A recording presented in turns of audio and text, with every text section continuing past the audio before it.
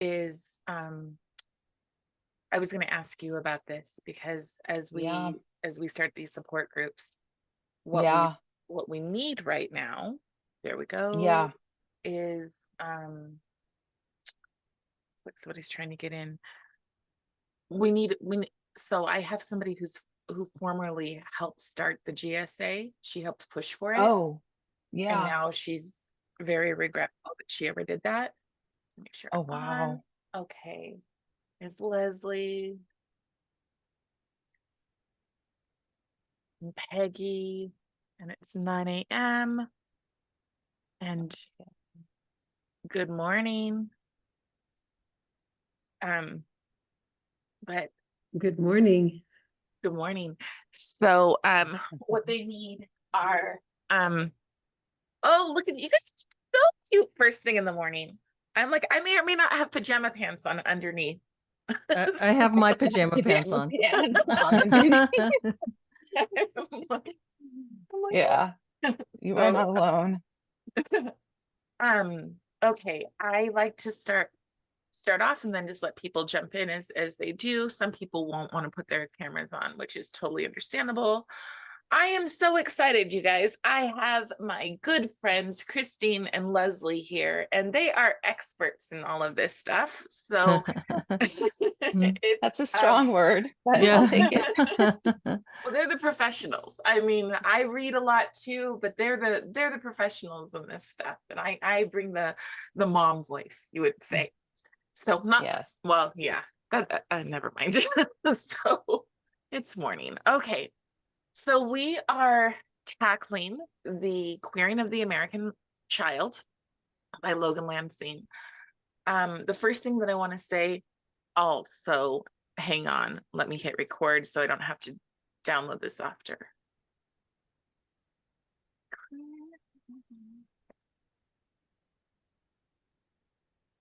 All right, let's try that again. Good morning, you guys. I am so excited to have my friends Leslie and Christine here as we start the book club. These two, I'm excited to have all of you, anybody who's coming in and watching, because it's really important stuff. You're going to hear a lot of clicks because people are just coming on because it's morning here, and who wants to be up on a Saturday morning? But it's important stuff, so we're going to dig in.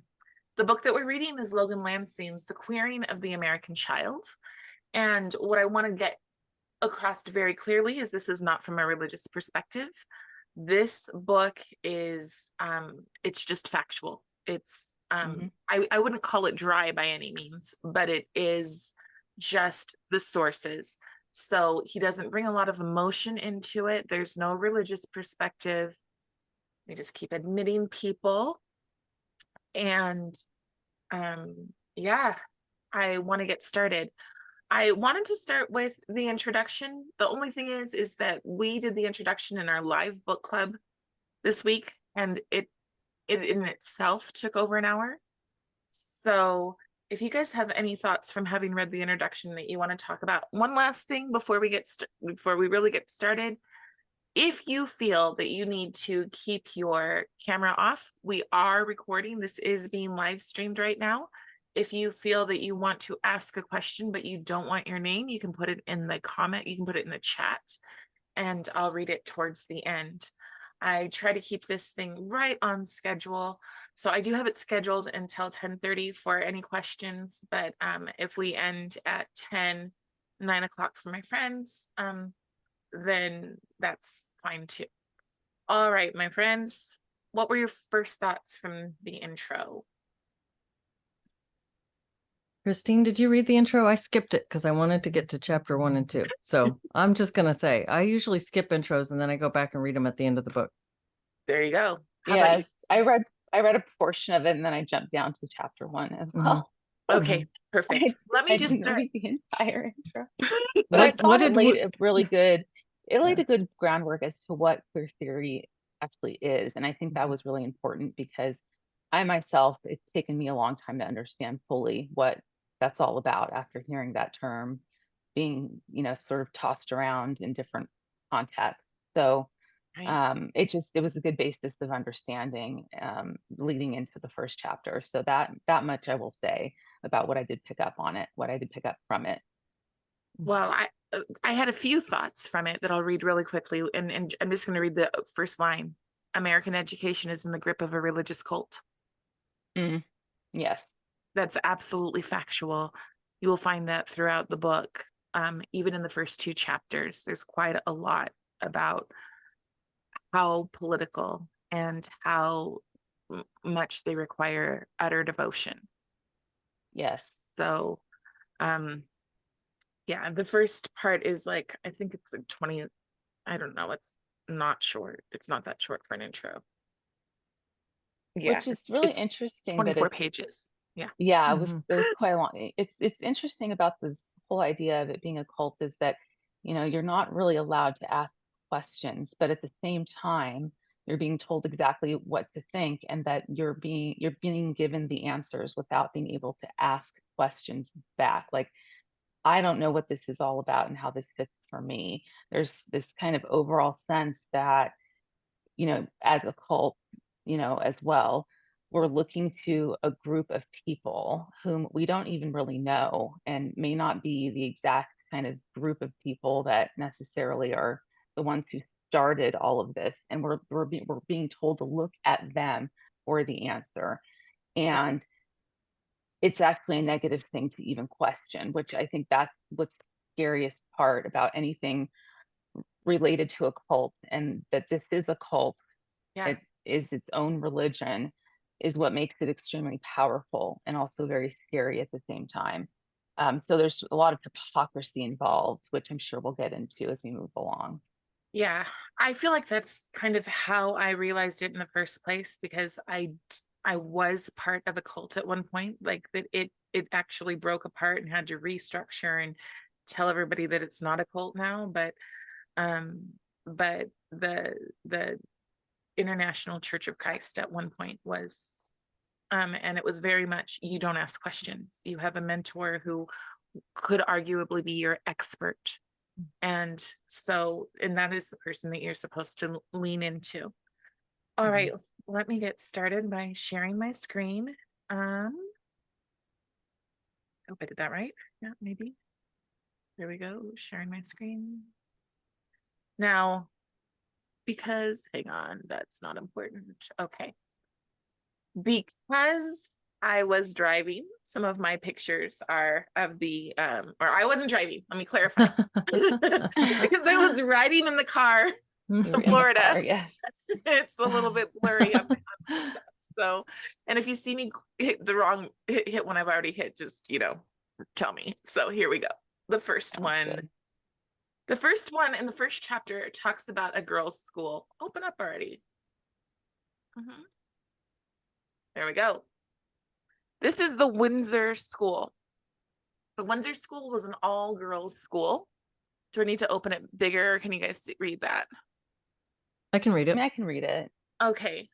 So the Windsor was an all-girls school that in, I believe it was 2020, decided to adopt diversity, equity, and inclusion, which I always call division, exclusion, and ideology. But so their DEI, Windsor has adopted changes to its use of gendered language. Again, this is an all-female school, but they've changed it. The pronouns to be more inclusive. External publications and communications have moved away from using she, her, hers, and your daughters, replacing the former with they, them, theirs, and the latter with student. And sensitivity is also paid to family structure. I don't know if you have any thoughts while I flip to the next one. I mean, I think I was just really, oh, go ahead, Leslie, you go. Oh, okay. Thanks, Christine. Yeah, I just thought, especially when it talked about, it goes on to talk about how they changed the gendered language around their parents as well.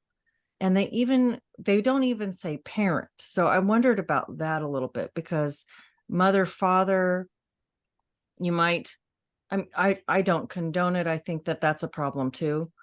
but they could go with parent, but instead they went to adult family member. Yeah. Wasn't that strange? I mean, Yeah. that's like another level of disconnection. That could be your uncle. I mean, that could be your second cousin twice removed. It's just, it really took a lot of the significance, the personal significance away from these relationships. Well, you know what? In part that was done because, there's this idea that not everybody was raised by their biological parent or even a Mm-hmm. step parent, that some people were raised in the system. So it almost came from trying to protect that group of kids. And here you see it being used as school that is, $50,000+ a year to attend. Mm-hmm. Most of these kids probably have parents that are raising them. They're probably not in the system, because if you're in the system, you're not going to a school like that. Mm-hmm. So the fact that they would adopt that kind of policy was actually very surprising to me, because I understand where it came from. I never supported it, but Mm-hmm. I understood where it came from. And it was this idea that might be really harmful for me to hear that you went out with your mother this weekend and had a wonderful time, and I don't have a mother. So again, Mm-hmm. it's this overly kind of tiptoeing around, not allowing, people to really have different experiences, Mm-hmm. and share about them. That's So point well taken. And yet, even when I was a kid, when we were all kids, we had language for that. It said parent or guardian, Right. yes, which already we existed, and did. that's a much higher guardian. I don't even like that. I mean, I don't like that you can't say mother if the child has a mother, but Yes, guardian is a much more it's a term of much more significance than adult family member. I mean, that just seems like yes, any old family member can come and be here. And what about the kids who don't have a family member? Right. So if you're going to be exactly. inclusive, Well, that's a and that is strange where they choice. move it to. They Mm, tend to move it into that adult that you trust mm. language. Oh gosh, so that could be your Or you teacher trusted at that adults, point. right? Yeah. So yeah. Mm, Yeah. Okay. So ensure that all students are safe and supported. Safe is a huge word that we're hearing a lot lately. Safe meaning, I mean, it really does mean safe for LGBTQIA plus. mm-hmm, mm-hmm. And safe It's is, been hijacked, that term, from what it was yeah, supposed to be originally. right. Comes from the So, mental health industry, essentially. right, right. And the same thing with welcoming and inclusive language, and commit to ensuring a safe and supportive campus that is free from discrimination and harassment for LGBTQ students. That's the focus. See, it's not safe for all students. Mm-hmm. It's safe No. for LGBTQIA plus students. And when we wrap up, you'll see why that is significant. Okay, let me move to the next one. Just because I know that Peggy takes notes. Peggy, we are on page 5. And this one, it says, this is a biggie. I only have the little pink highlighted, but I'm going to go above it. This isn't just a U.S. Department of Education initiative, though it goes too far beyond the intention of this chapter or book to go into details, which would deserve several detailed chapters. At the last, much of the sex, gender, sexuality, and sexual education in schools all over the world today. Remember that, all over the world today is there because of a broad program called CSE, or Comprehensive Sexual Education. Remember the word comprehensive. We're not talking about just keeping our children safe. Mm-hmm. We are talking or keeping or preventative, right? Comprehensive. This is when it gets into stuff that I'm not exactly sure you can use online. Mm-hmm. The language. Okay, so CSA. Well, just look at the Olympics. That says it all. What's happening with the Olympics? That's a very good example of how overarching this has become, or That's started not off even to as be. much as in some New York private schools, they pass out toys and let the kids ask questions about what the toys are for. Oh my gosh, really? Yeah. I just want to make a point. Isn't it interesting that you'd say, I don't know if we can say this online, but they can say it to elementary school students. They Right. can say it to 5th graders. Right. Yep. Yeah. Uh-huh. Yeah. Yeah. So CSE was originally developed in the early 2000s as the United Nations Educational, Scientific, and Cultural Organization, otherwise known as UNESCO, and is pushed to all member states as part of their inclusive and global citizenship education. That's important, my friends in Utah. You're hearing a lot about global citizenship. What we think it is that we're all going to become part of that we're all going to just accept everybody's cultures and find them interesting. It's a lot of what I do with ethnic studies, right? But that end goal is to get your kids all believing the same thing. It is directly tied to using education to help achieve the United Nations Agenda of 2030. It's for population control. Yeah. Yes. Yeah, that was a hard one that I found this week. I made a live and it was really hard to see that they openly say that a lot of these drag queen people come into schools and they actually resent our children because our children represent reproductive futurity. Well, And that's what this whole attack on sex is. I mean, Yeah. if you're Yeah. going to turn sex into anything but reproduction, then you're going to have a whole generation that just doesn't reproduce, and you get your population reduction goals. Yeah. Yep. Well, I also find it quite interesting. Maybe this is a total, other topic, but that fertility, problems in couples is all-time high, things that we hadn't seen in 20 years ago, 30 years ago, the amount of people that struggle to have children that are going to fertility clinics. It makes me wonder, what is it that we're doing differently, whether it's, what we're putting in our bodies, whether it's water that we drink, I'm not sure. But what is it that has already begun to control? It's almost as though they're attacking this issue from multiple Mhm. vantage points. Well, So yeah. fertility problems is one, and then we've got Yeah. what's happening in schools is another, and they're all kind of leading to the same place. Well, schools are teaching it's irresponsible, right? It's irresponsible to have children. It's irresponsible. A lot of people are waiting, and they're waiting past the point of women's peak fertility. And Naomi Mhm. Wolf has been sounding the alarm along with other people about Yes. fertility issues that go along with the COVID vaccines. So Yeah. I know Yeah. that's another topic She's entirely, been, but yeah, and she's been sounding the sorry, alarm Carrie. since Let's just get 2022. Carrie in He's I'm like, been trouble. around for a lady, long time. zooming in. I know. Painful. Okay. She's been around for a long time. Yeah, she I mean, Yes. it's been amazing what she's done. She's lost all of, anyway, we won't go Yes. into her Okay. history, So but according to the OCR, schools that refuse to affirm, sorry, the OCR, Office of Civil Rights. yes, Office of Mm. Civil Rights, yes. So according to the Office of Civil Rights, schools that refuse to affirm a student's gender identity directly violate civil rights laws. From the Office of Civil Rights perspective, schools are now required by law to restructure their curriculum, their practices, their policies and procedures to affirm students' feelings. My friends, recognize that this is becoming the goal of school. Mhm. Well, it's to give the students these feelings and then to encourage them through affirmation. Yes. So they first program them, Yeah. and then they support them. Yes. Mhm. Yes.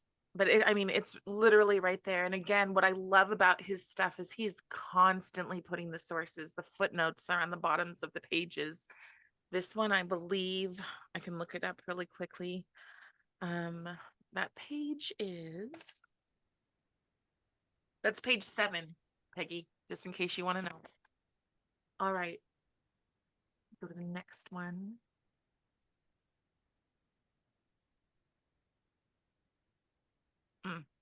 So this just continues with, this is about Title IX.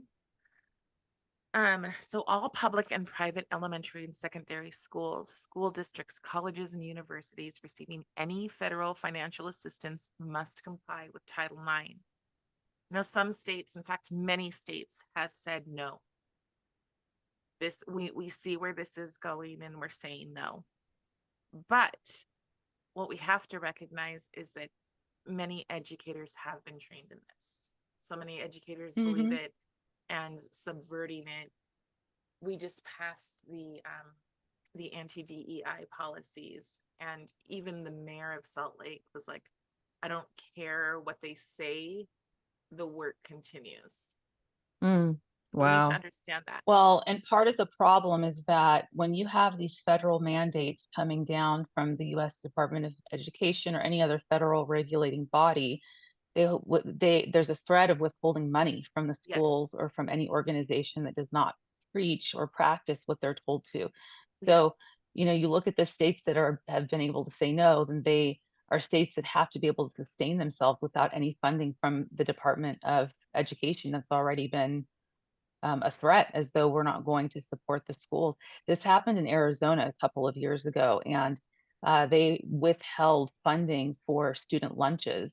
And so Arizona not being able to afford, whatever district it was, I don't remember, not being able to afford themselves to provide student lunches, ended up caving because it Mm. was the way to get those things paid for. And they didn't have the money. Wow. So That's so there's a sad. lot of control with this coming from these bigger federal government agencies. There's no such thing as a free lunch.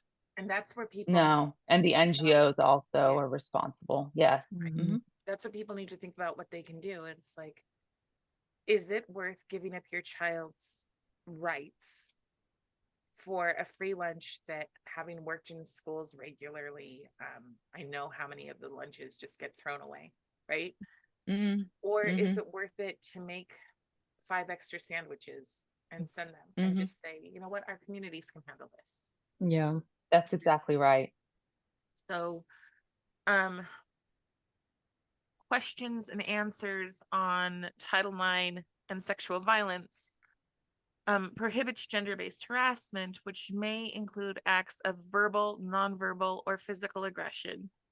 I can't read that word. I love how nonverbal is lumped in with physical. Like if I Right? just give you a dirty look, is that nonverbal? Yes. Okay. Yes, So, I mean, that sorry, can my be glasses were. considered. Yeah. Yeah, go ahead, Yeah. Well, and yes, it is. Carrie. Yes, it is. Mhm. We went over that stuff about the app that sends stuff directly to the government, right? So yes, Mhm. that is anything. So physical aggression, intimidation, or hostility based on sex or sex stereotyping. Okay. Did I tell you guys about the kid who was accused of gender OCD? I don't think so. No, I haven't heard of that. So there was a young girl, and her school counselor sent her home for being too obsessed with her gender, for being too girly. And they Oh, sent her home with the Are Trevor you Project. kidding? wait, what was she doing? She's girly. That's it? Yeah. And how do they define too girly? I'd like to know their definition Was for it her that. clothing or her Probably her action? clothing. Yeah. Hmm. So they just called it gender OCD and sent her home. That's what we have to realize, is that to Oh my accept and gosh. to accommodate is not the same as to embody. Hmm. Empathy Yes. is what we think we're doing. Embodiment is the goal. Hmm. So looking for any reason to pull our kids in. So Well, these are the very people that question norms and question everything and are told to question. exactly. But you can't actually question, because if you question and it's not the right question that you're asking, Exactly. that's when you get punished for that by a Exactly. number of ways.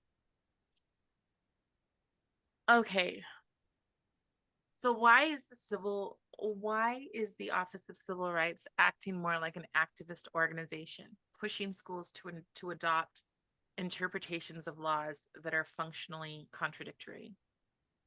Why does the US Department of Education suggest that children can transition from one sex to another? Well, queer theory is the answer to these questions. Queer theory openly embraces that not only transition, but also that functional contradiction, because contradictions are useful for creating the type of confusion that advances their activism. So our Mm-hmm. children need to be broken.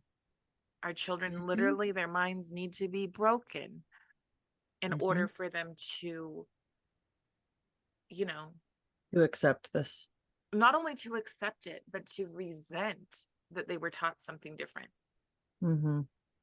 That's why I call so much of it critical resentment theory, Mm-hmm. because the goal is always to seed that resentment and then to feed the resentment and say, it's so wrong that someone did this to you. Oftentimes that someone is your parents. So wrong that they taught you this faith. It's so wrong that they have these rules. It's so wrong they have oppressed you. So that is queer theory views contradictions as queer, or wait, that is, I'm sorry, that is queer theory views contradictions as queer. Only awakened queer activists can resolve the contradictions correctly. So embracing contradictions gives them power. This again becomes the expert class. So what we're talking about here is that you can say, well, that's not my experience. That's not the way I feel. And they will say, well, you don't have the right ways of knowing. So you need to trust us to tell you what we have experienced. And even if you've experienced the abuse or whatever else, if you don't believe the ideology, you are not a queer theory expert. Okay, next one. Okay. This was talking about lifting every voice, which was a paper that came out, and it says you don't find queer theory named explicitly in lifting every voice. However, you do find the word safe mentioned 16 times, inclusive mentioned 39 times, and inclusion mentioned 49 times. The school, again, this is Windsor, excuse me. The school moved away from gendered language because assuming a person's gender is an exclusionary act. Something as simple as, all three of us are women. That's exclusionary, that we would even assume it. If you assume that all girls in your all girls classroom are girls, you exclude the girls who identify differently. Likewise, you exclude LGBTQIA plus identities. If you don't ensure that underrepresented voices and experiences share significant weight in the curriculum. Significant weight in the curriculum. Am I going too fast? Do you guys have? I'm literally like, you see this entire list. Sun just came out. Trying to get through. Oh yeah. No, yeah. I mean, it just kind of brings back again to sort of the forefront that if it's true that queer theory is all about being inclusive, how come I can't be a heterosexual female or girl and claim that and still be included? Right. That is where I am told, or where these girls are told, that they're actually wrong. That's one of the contradictions. And that's one of the contradictions. So the practice of queer theory is called queering. The word queer in this sense is a verb. To queer is to destabilize the social, cultural, and political normalizing structures that work to solidify identities. Put simply, to queer is to change or eliminate normalcy. That's what we're asking. And to dismantle, right? Isn't that one of the core components, is dismantling and power structures, right, that are involved in queer theory. And the thing is, and you will hear teachers say it, you will hear admins say it, teaching is political. Now look down here. Queer theory is at its heart about politics. So we will take things into our schools, we will take things to the school board, and we will say, we would like to see this instead of that. And they'll say, oh, no, you can't do that. That's too political. But it's only too political if it's the wrong kind of politics. It's the wrong political. Yes, that's right. Yeah. So, and quite frankly, most of the things, and clear out some of these, most of the things that we're asking for are just to remove the politics. Like, I personally don't have a problem with people learning hard things. But I want those to be true things. And in Yes. postmodernism, truth is subjective. So, and people need to understand that queering and postmodern are very much linked together. Mm. So queer activists think they must practice their political activism until society no longer considers anything normal, until we all live as queer activists on a queer planet. I mean, I don't, this is laughable to me. It's so serious and so not a joke, but it's laughable because it doesn't make any sense. Right. And I suppose that means it's doing its job, is keeping me confused. Well, think about the buzzword this week was weird, right? Mm-hmm. Being being married and having a family, as you know, whatever is now weird. It's Mm-hmm. weird to come from certain circumstances and to achieve something with your life. That is now I mean, weird. it is weird. And even when I was, teaching, and I was teaching adults who should know better than this, Mm-hmm.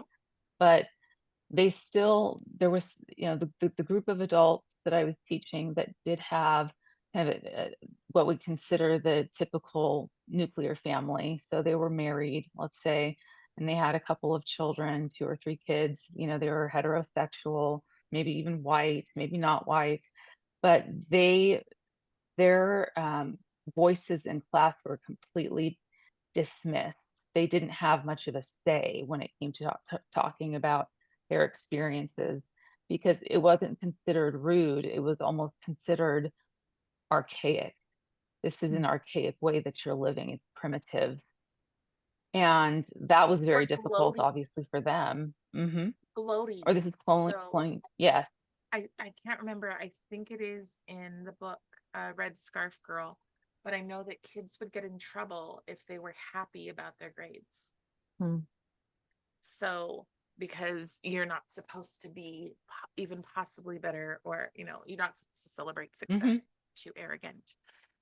Mhm. Okay. Mhm. So queer theory latched onto queer activists marched out of their incubators throughout the 1900s and through the front door of philosophy, sociology, communication studies, history, political science, lecture halls. Queer activists demanded a say in these disciplines, arguing that no one understood how unjust and oppressive their fields were, and took no as proof of exactly the bigotry they said. So every action, that's the tricky thing, that when you're fighting this, everything that you say no to, they say, well, that's because you're a bigot. That's because you Yes. are, if you understood, it's your privilege that allows you to talk this way. Yes. Is that right? Did I already go through that page? Yes, I did. It's a second round. Sorry, guys. That's okay.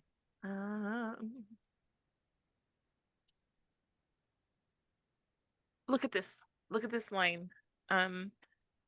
So in the paper, this paper is, what is it? Queer pedagogy. Praxis makes imperfect. Bryson and D. Castell wanted to make queer theory explicitly activist in nature. Friends, please remember that this book is about the queering of the American child. They Mm-hmm. want our children to be activists from the very youngest ages. From kindergarten, they're talking about how children can be activists. So they defined a radical form of educative praxis. Can one of you guys explain praxis? Practice, it's putting into action. Yeah. Yes. Theory and practice combined, right? Yeah. So a radical form of educative practice implemented deliberately to intervene in the production of normalcy. They're Mm-hmm. intentionally going after making your children believe that nothing is normal. Mm-hmm. And you could change normal with right. Nothing is right. Nothing. But it's not normal with regard to like market practices or how you might decorate your home. We're specifically talking about sex, which is what seems so deeply insidious to me. I think it is more than that, though. It is I don't, about everything. that's the which is why they focus. say the classroom is queer, because they mean, when they say queer, they literally mean broken. Nothing.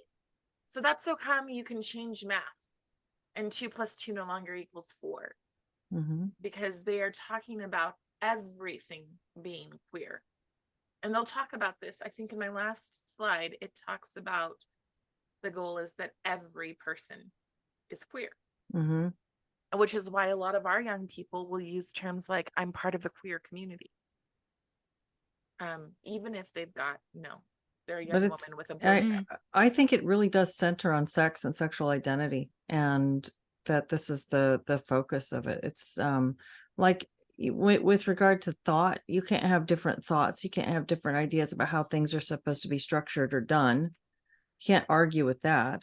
So there's no queering that. We set down a super strict normal structure, but within that structure, we're going to replace a lot of your classical education with a bunch of talk about sex and marginalization and race and just these really specific identity things that we're going to hyper fixate on. Yeah. And sex is the get out of jail free card for the white kid. Yes, that's true. What do you mean by that, Leslie? Could you explain that a little more? Sure. Yeah. It's, they lay the groundwork with the CRT, the critical race theory. They first make sure everybody's got a healthy dose of white guilt, and if they're not white, then they have a healthy dose of resentment, and setting themselves up as the oppressed with their grievance against the oppressor. Right. And then you turn up the pressure so high that you've got white kids who just are struggling with their privilege all the time, and this tension between the two groups, the white kids and the non-white kids have this tension between them where the white kids are just the bad guys. But then you offer a tension release, a little bit of a valve, a little relief valve. You offer them this sexual thing, so you can be marginalized too. So you can come into the marginalized identity class if you'll just say that you're queer, and being gay, whatever, that's not even interesting anymore. He goes into that in chapter 2 a little bit, but that's like, well, that's like basically straight plus. Yeah. It's so that's not that interesting. So you have to say you have a kink. You have to identify yourself with something that's kinky or different, or you have to be trans, and trans can be just being completely a girl, but saying that your name is Eddie and you use he him pronouns. So it's just whatever it is that makes you a little bit different. But sex is the release valve. It's the I'm white, but I'm still marginalized, so I can be like the cool kids. That's the get out of jail free card that you meant. Yeah. So in communism, it would be if your parents were landowners, you could get out by denouncing them, right? And so it's the same thing. You were denouncing who you are fundamentally. And if you denounce who you are fundamentally, again, that's your get out of jail. Yeah, so, you denounce the cis heteronormalcy or whatever. And not only that, but it's more than get out of jail. It's also moved to the front of the class. Because think about that one. I know you made a video about the trans and the Black woman. Yeah, right? You saw that hierarchy shake out, right? Yes. Yeah, I'm trans. Yeah. You're just Black, but I'm trans. Yeah, exactly. Yeah. So it says that's intersectionality as well. Yes, exactly. Yes. This one, Bryson and Castell called upon queer activism to deliberately interfere with the production of normal children. When we say our children are on the front lines, we mean our children are on the front lines. They're deliberately interfering with your children.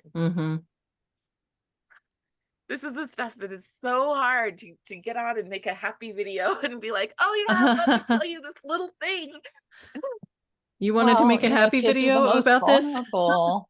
So Yeah. so when you're doing Instagram, right, you want to yeah. keep them keep their Peppy. attention, and you don't want to like leave people super heavy, but you're like, this is Mhm. not easy But there stuff. isn't It anything is about super it. It heavy. isn't. Exactly. It is. Queer I mean, theory's children are the most central vulnerable. goal is to eliminate norms. Queer activists knew then, as they do now, that they must first break the normal child if they want to break the normal society.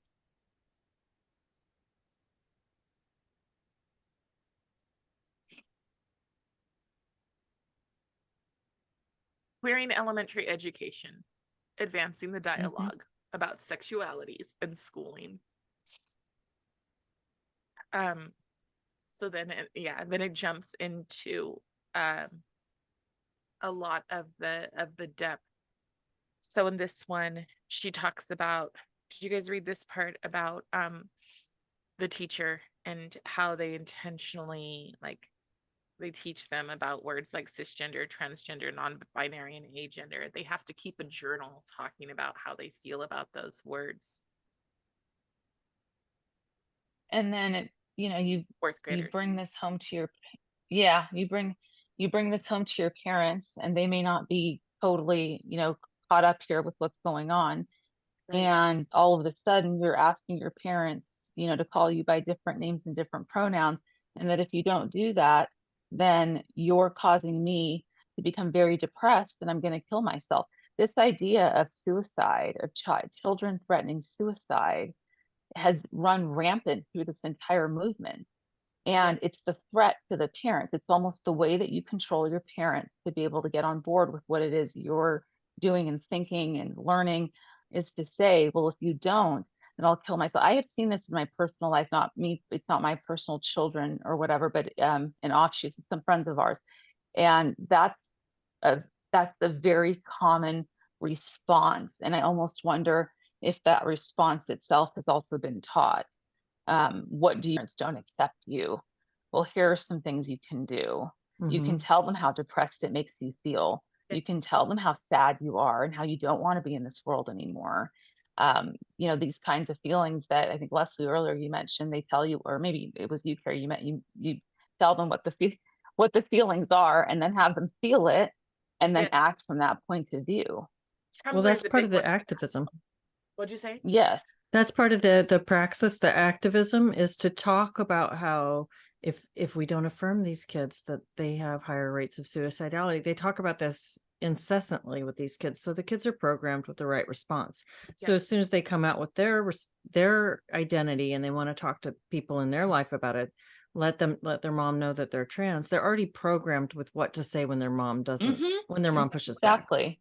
So yeah. Exactly. And then there's situations like Chloe Cole, who was shocked when her parents, she was in the room when they said, if you don't do this, your daughter in front of her going to kill herself, right? Well, therapists are responsible for, yes.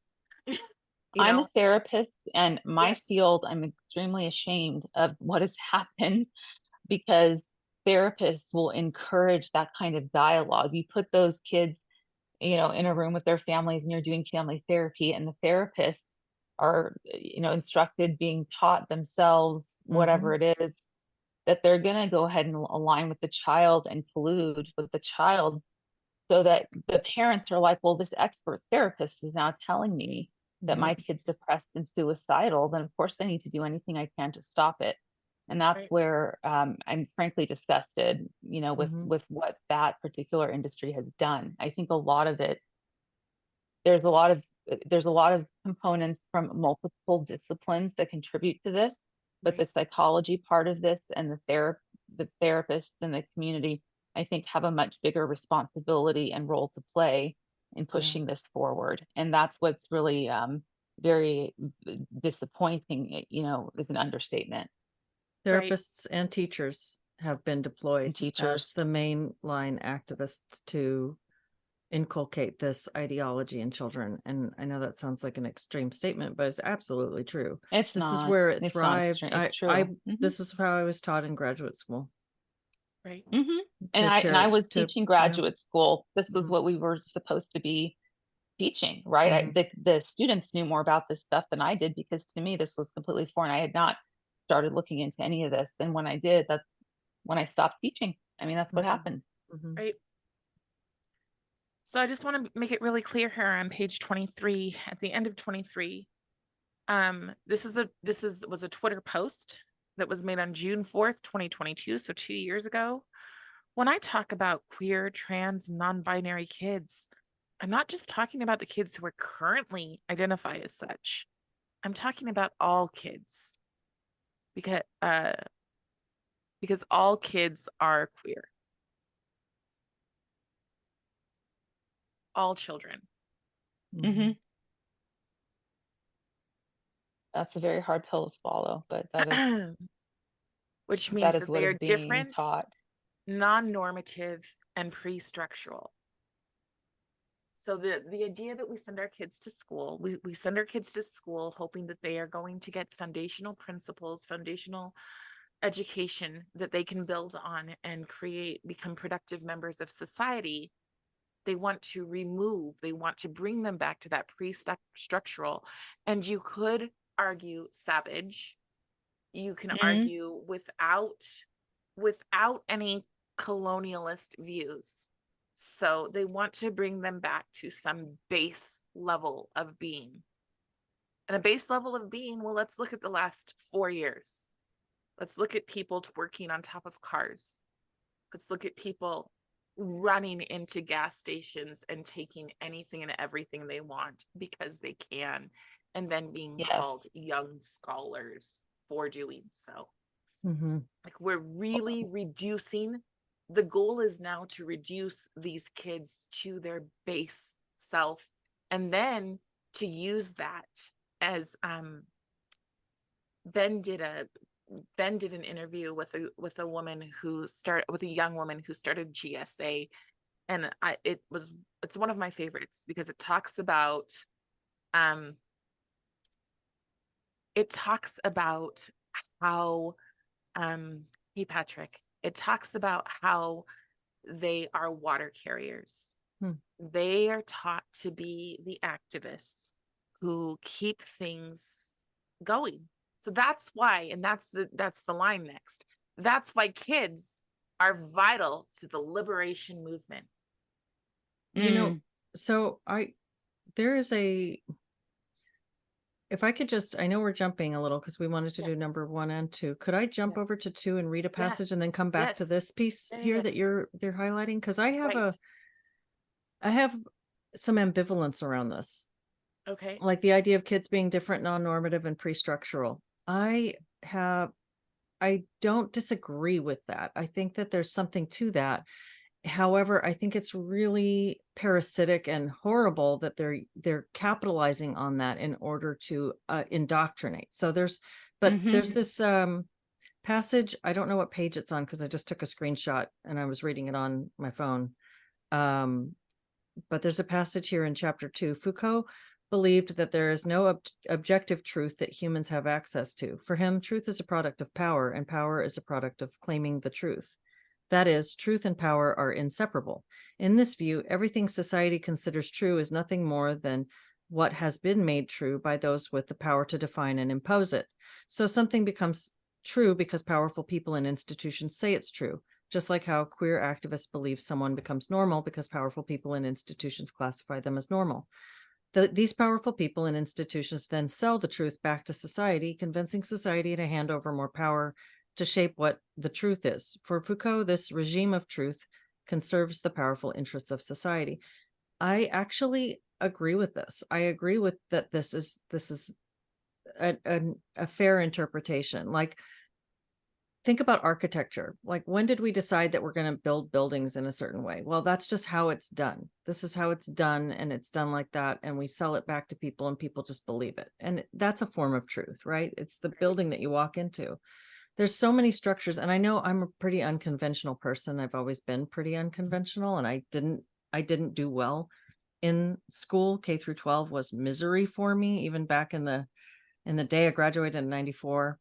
I felt like there was this real stiffness and rigidity to the way everything was being done. And the only reason it was being done this way is because it was done this way. And so that gets kind of calcified, and you do have there's this normalcy, which is kind of arbitrary and kind of determined by people who have the systemic power, if you want to call it that. That's not the problem to me. That's just a statement about our reality. And as things become more and more centralized and bureaucratic, there's more and more of that structural calcification. Yeah. So I think it's kind of, there's several ways to look at this. Like the fact that children are pre-structural. Right. That's kind of cool. That means that creativity can lead to new ways of doing things. So I would agree with that, except the one thing is that, do they get to the quote unquote right answer? No, that's what I'm saying. Yeah. But sometimes we need to get to the right answer. Like sometimes a building needs to be made in such a way, it doesn't matter what it looks like. Like you have all the creativity to make it what it looks like. But that elevator, I sure hope works. Yeah. Right. And that's the thing though, is that how do we know that elevator is going to work and that building needs to be constructed that way? Because there's something there called evidence. We have evidence to prove something. We have evidence that shows repeatedly that if you don't put, these certain whatever beams on the right way in the right place, that the whole building's going to collapse. And I think that's the part with this idea of truth that's dismissed. The truth is you're born, with either male or female genitalia. That's biology, the truth. That's evident.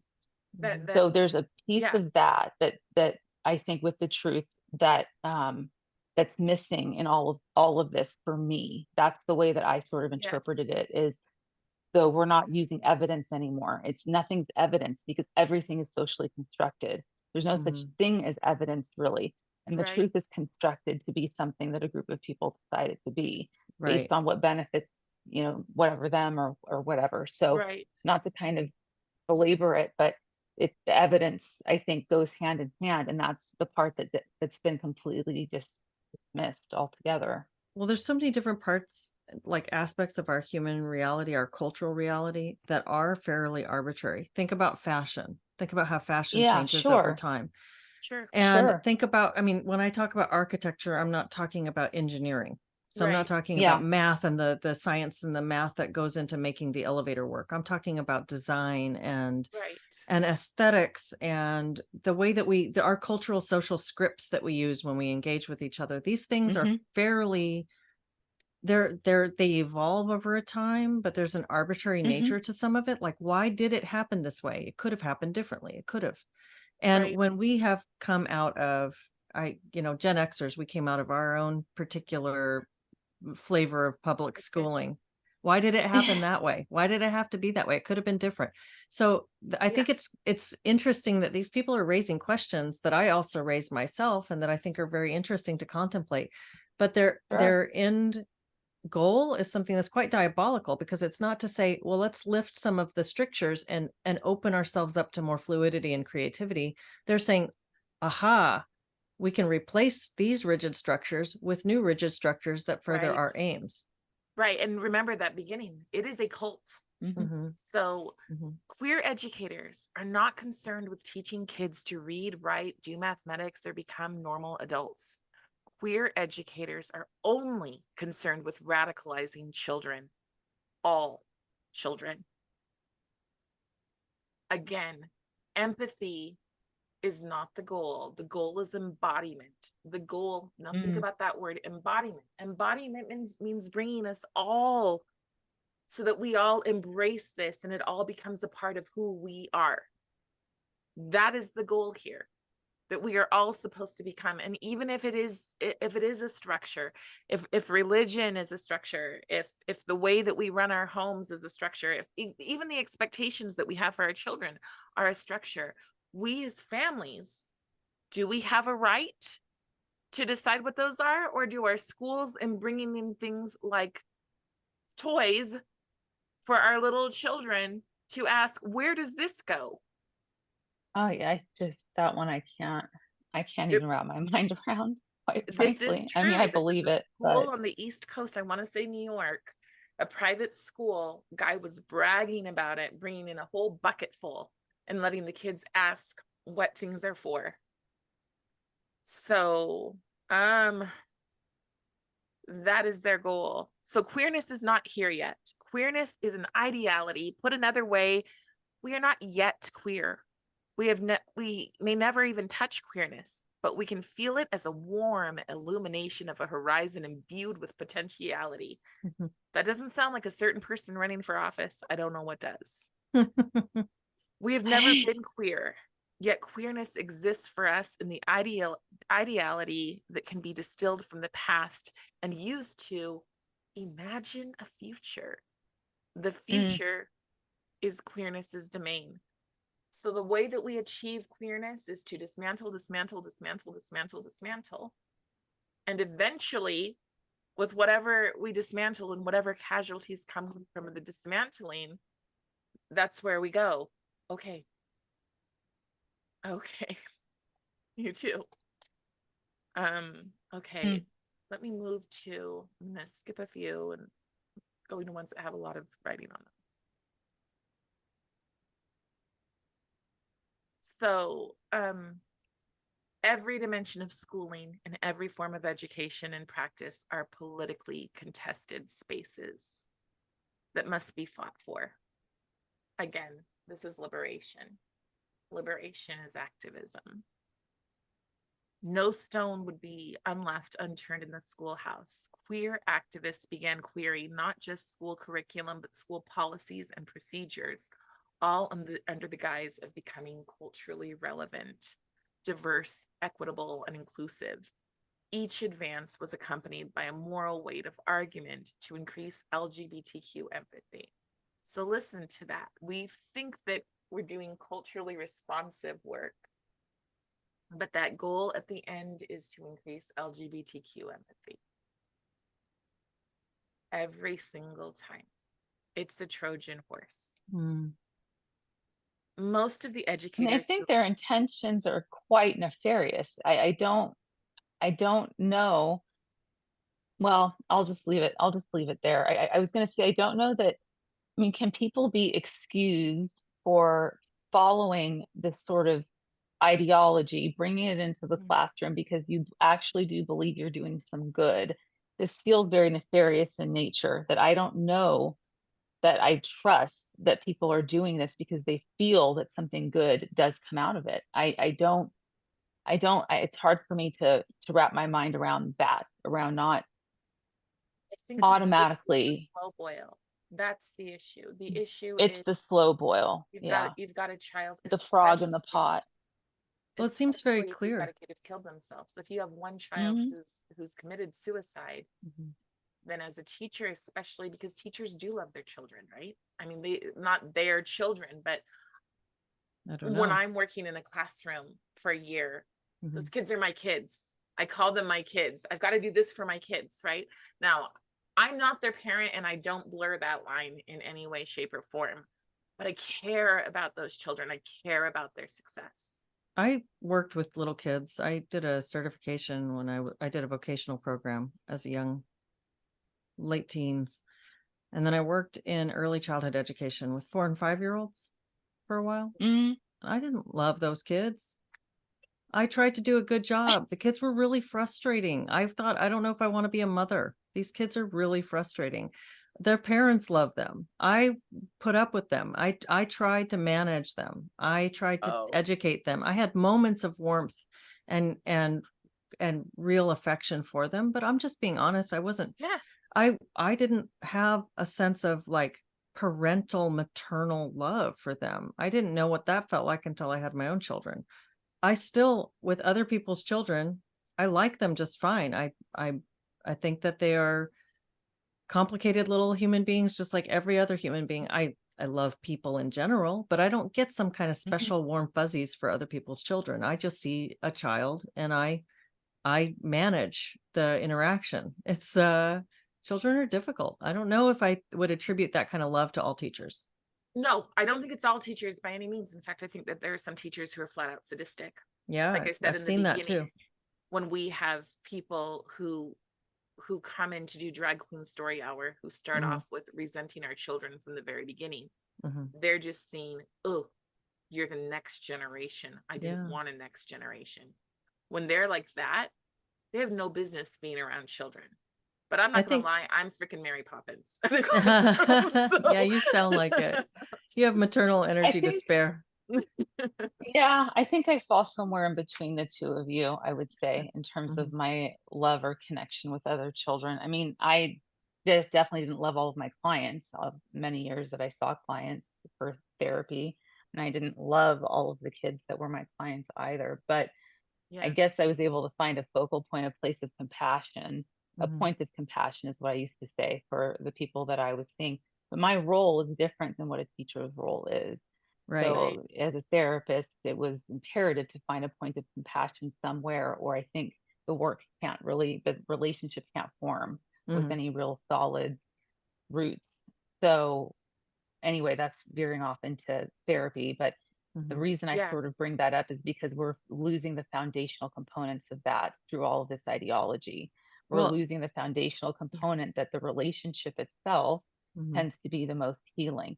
So rather than Mhm. bringing all of this activism and ideology into the space, that doesn't tend to bring healing. It actually tends to bring increased aggression, increased distance and separation and isolation from society at large, from your friends, from smaller groups, etc. Mhm. And so that's, Yeah. I guess where my mind goes is through that lens. It's what I've known for Well, all I these think years and how I've seen it change.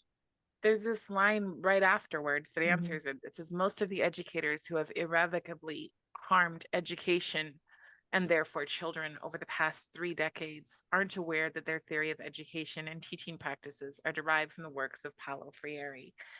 They don't recognize what they're doing. In fact, I've had teachers and I've said, have you read Pedagogy of the Oppressed? Do you know who Paulo Freire is? No, I have no idea. Doesn't mean that they're not implementing his Mhm. practices. Right. And so, and that's where I've said it before, but we have to have grace. Now, I do believe that every single parent needs to know what's going on, which is why I do these kind of things. But we also have to proceed with caution. I don't think you walk in thinking everybody in the room hates your child and wants to destroy them. But you have to know that this is what they're being educated in. Mhm. Yeah, and Very, very it's Yeah. softly, what but you said yes. about the Yeah. drag queens and how they feel about the kids, Yeah. Carrie. Yeah. Um, go ahead. I'm back. I just want to make sure. I just want to check notes. Oh, we lost sound. Oh, you're muted, Leslie. Leslie, you're gone. You're muted. Oh, weird. Okay, That's go ahead. strange. There you It go. muted itself when we switched. Okay. Yeah, the whole premise, you wouldn't if you were it seems like it's based on the foundation of excess humanity, of excess population. Yes. Otherwise, why would you teach people about why would you stress the importance of alternative sexuality? It's Mm, if you were responsible for a breeding program for an endangered species and you had the last 4 pandas, you wouldn't be handing them a bunch of masturbation material and teaching them to be homosexual. Right. You'd be really interested in trying to see them procreate. And Right. so the yeah. opposite premise is true right here. It's like we think we have these people who've set this stuff into place, think we have too many human beings, and they very much want to teach your kids any other way to expend their sexual energy Right. other than other than heterosexuality, which could produce children. And we're repeating history. And That's this is in Brave New and World. that's It, Yes, it's it's the reason that the UNESCO, what you brought up at the very beginning, is so important, that it's a global initiative. yes. Mhm. That is, I think, what gives all of this the weight that it holds, right? Yeah. Because that right there is an initiative. The depopulation is a global initiative at this point. Yes. I mean, it always has been, but Mhm. it's very clear now that, especially watching the Olympics, and I haven't watched them. I actually boycotted the Olympics. I refused to watch. But Okay. seeing women, get beat up by men, that they're trying to compete against, because that's ultimately what it is. So this has to be co-signed by all of these other countries. It has to be co-signed by these globalist folks in order for these things to actually seep through in the way that they have I feel like worldwide, not just here. I feel like we're going beyond when I read Chapter this 1 and book, 2. we're going beyond Probably. indoctrination, and we're sending our kids to school to be abused. Yeah. And that is Yeah. I mean, this is I've likened since 2020 that we live in a case of constant domestic violence, that we don't know how. We can't fight against it. We feel like, well, we need that double income, we need whatever it is that, we need the comfort. Maybe we just need our kids out of our house because we just can't deal, because there are people who do feel That's that right. way, and I'm not saying that to be unkind, but while this stuff is in our schools, we're sending our children to school to be abused. And this is absolutely I had a young woman who is now woke, sadly, but a couple of years ago, winter of last year, she sent me a thing that said that here are some examples of a class I have to take where we're queering elementary ed at a school that's 20 miles away from me. So this stuff is real. It is here. I do want to open it up. Anybody, if you want to ask a question, if you want to make a comment in the group chat, please feel free. If you have any questions that you'd like us to answer. And I'm just going to go back again, or attempt to, and see if there's anything that I've forgotten, that I've missed that's vital. I don't know why it does that. Let me know if you see anything in the group chat while I'm pulling up. I tried to do it by color so that I can see. So queer theory has named heteronormativity as one such ideology. According to queer theory, heteronormativity ideology refers to a belief that there are two separate and opposing genders, with associated natural roles that match their assigned sex, and that heterosexuality is a given. So this is the line before it. Queer theory believes that the power structure that engages the dominant classes determines how society should be looked at. I'm skipping. Well, and I think it's important to point out from chapter 2, I think, because I have said this myself many times, it's almost like it's no longer okay to be gay or lesbian. If you're gay or lesbian, you're automatically trans. And the trans group and community has really destroyed a lot of what people who are gay and lesbian are trying to preserve for themselves, which most of the time is they just want to be with the person they love and go about their day. There is not, I would say, generally speaking, this desire to convert all of these people into becoming gay or lesbian or whatever the case may be. But that has been completely damaging to their community, because they can no longer just be a gay woman. They're then told, well, if you're attracted to other women and you're female, then you're actually trapped in the wrong body. You're actually a male. And so trans is erasing the gay and lesbian community altogether, which is very destructive for them personally. I mean, I know many gay people who are very disturbed by what's happening in this particular area. Right. And I Gays think it was Against Groomer. It's one organization. Gays Against Groomers is one group, yeah, which is fantastic. But that's on that page was something that came up in 46. chapter 2. Yeah. Yeah, on page 46 in chapter 2, it hits that queer activists believe being gay or lesbian should be a front for radical potential and queer activism.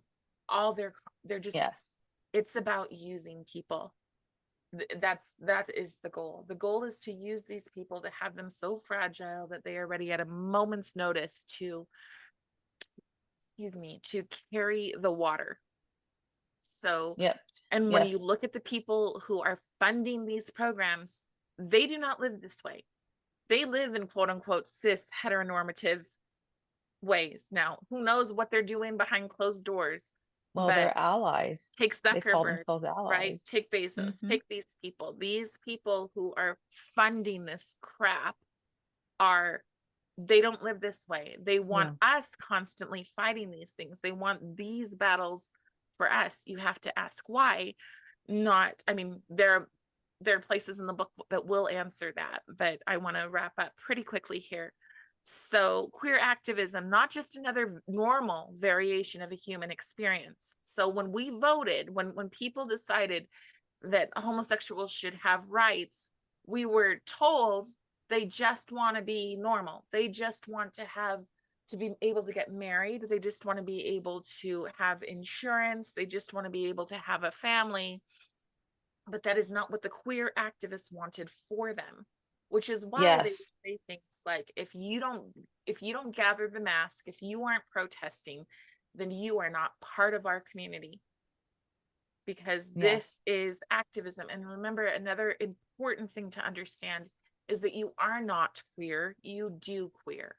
Judith Butler says it's performative. The goal Mhm. is always, they're supposed to. That's why, if you've seen it online, there's a man walking around with two dog boys downtown, and they just walk around that way, just making sure that you see them and that your children are exposed to them. There was a man who walked around in, if you've got kids, muted, buttless chaps, and he walked around a school in Utah, and he posted, if you know, you know. But he wanted Gross. to make sure that those children Wow. were exposed to that, because it's what's called glitter in the carpet. You get an idea in Yes. their little heads that is stuck in there, and it's so stuck in there that it can never get out. And I believe that that's in this chapter when they talk about glitter in the carpet. But I've read So so much, I funny. could be wrong about where it's at. My son just asked me yesterday about if you dumped a bunch of glitter in your carpet, you'd never get it out, would you? It's Yeah, so funny. yeah, It's a great yeah. metaphor. It's a great metaphor. So here's the goal of queer theory: is to awaken people to truth of queer theory, to brainwash people into believing that there is no such thing as normal man, Yes. woman, gender, sexuality, or society. In fact, the goal is to advance the idea that there is no such thing as normal at all. Queer activists, and this is what kills me, because I will say that even though I am Mary Poppins in the classroom, bratty kids are still hard to deal with. And when I was a Sure. foster parent, there were some very challenging children. Mary Queer Poppins was pretty activists are strict. narcissists. What'd you say? Which Mary That's Poppins was pretty she strict. She I'm was, telling you, I yeah. am, yeah. So That's very true. I may break out in song, but I am still strict. So queer activists, oh, somebody's coming in again, and you must have lost and then come back in. Queer activists are narcissists who want the world to bend to their will, and they think that anything that tells them no must be destroyed. Queer theory is a dangerous, destructive cult religion.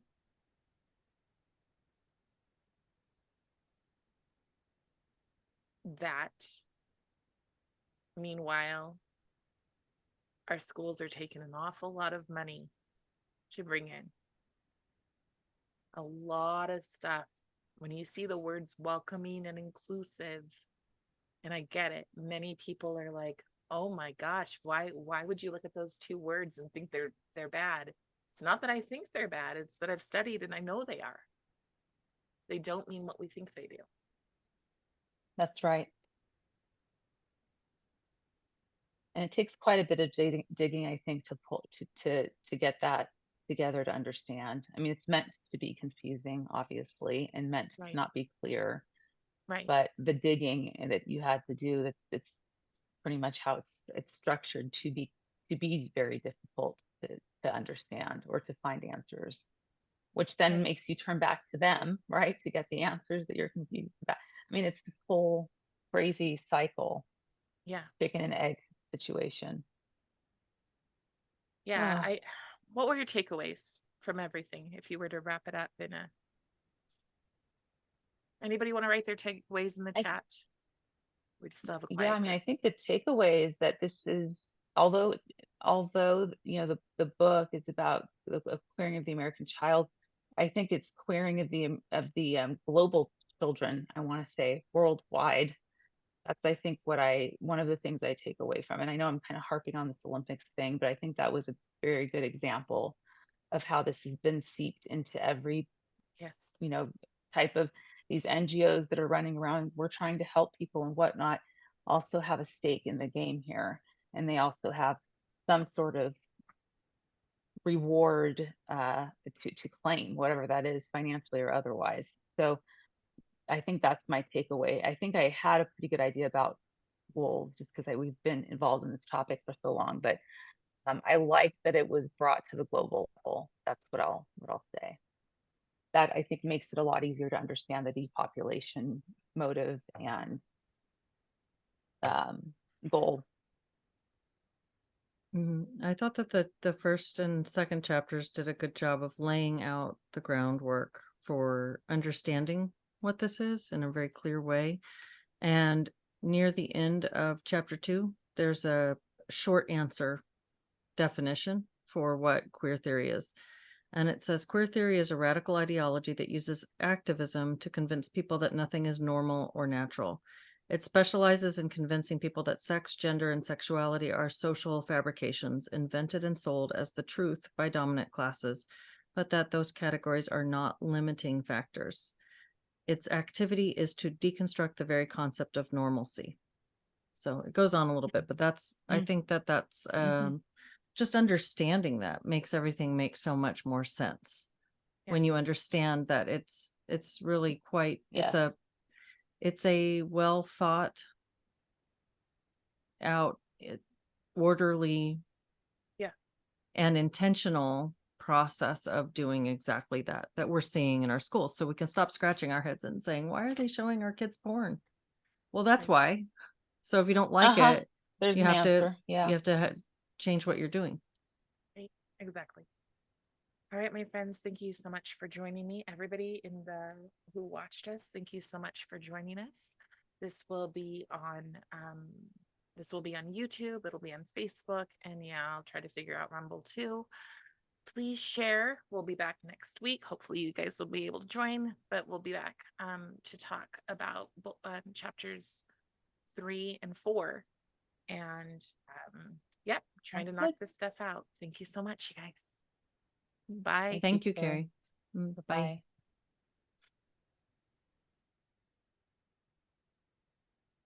Okay.